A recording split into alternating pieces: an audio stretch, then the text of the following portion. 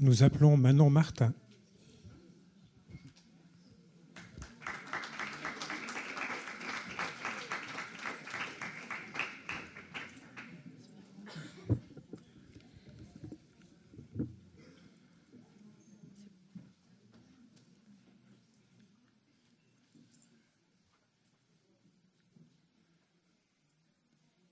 Mesdames et messieurs, chers membres du jury, bonjour.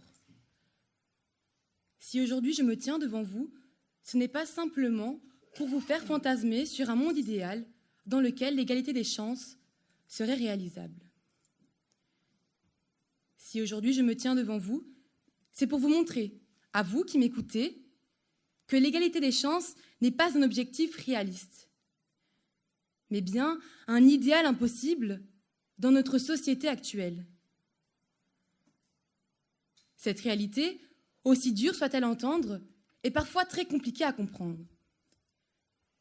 Permettez-moi donc de vous expliquer les raisons de ma pensée. Commençons par un exemple simple.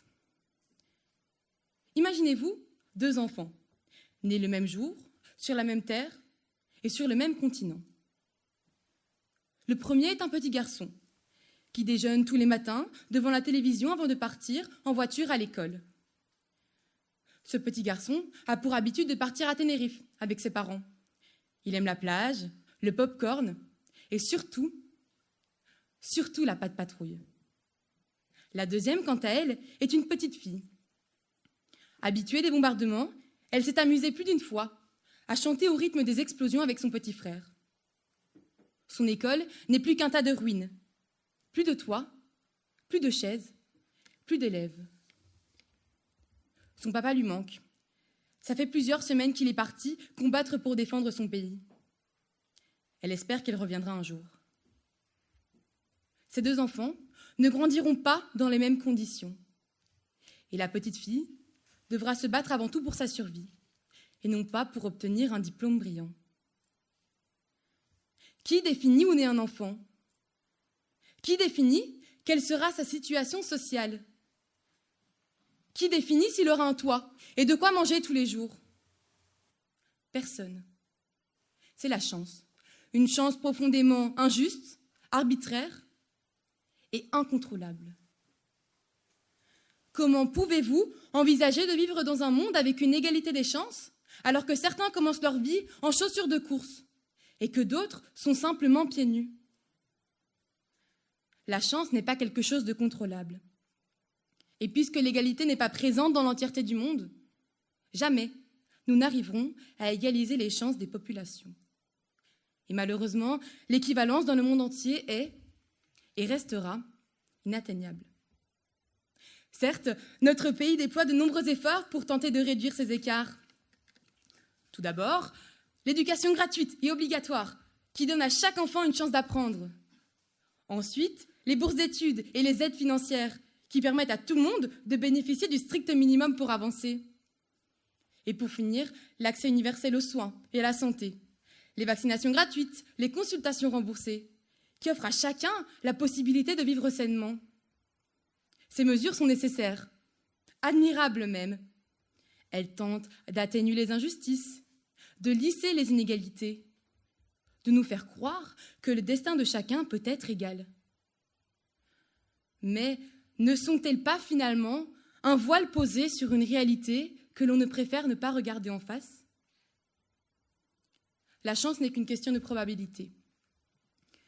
Je suis prête à parier que chacun de vous connaît ou est quelqu'un qui a dû vaincre le cancer. Aujourd'hui, 1 personne sur 5 développera un cancer au cours de sa vie. Nombreux sont les facteurs qui peuvent le provoquer. Pollution, hygiène de vie, environnement. Mais au cœur de tout cela, il reste un élément cruel. Le hasard, ou plutôt la malchance. Cet exemple est valable pour toutes sortes de maladies, mentales ou physiques. Comment voulez-vous que tout le monde bénéficie des mêmes chances dans une société où la santé est semblable à un jeu de loterie ?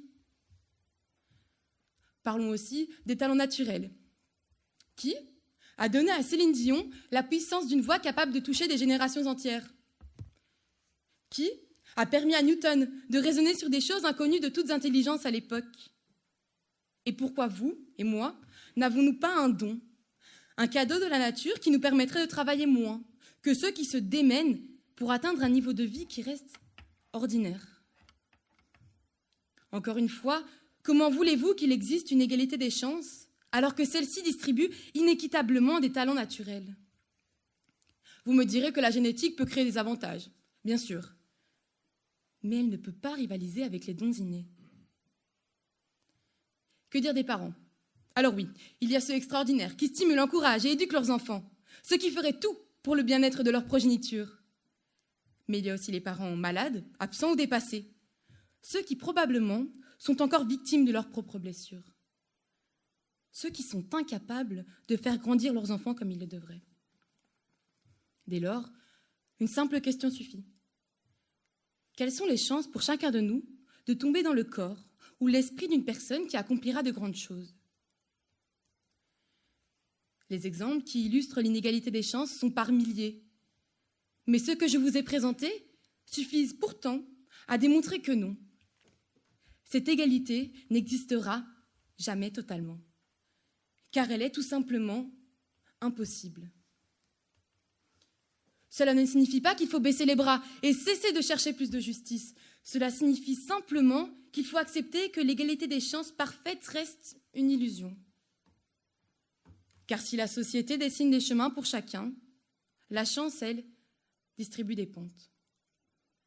Et nous ne marchons jamais sur les mêmes collines.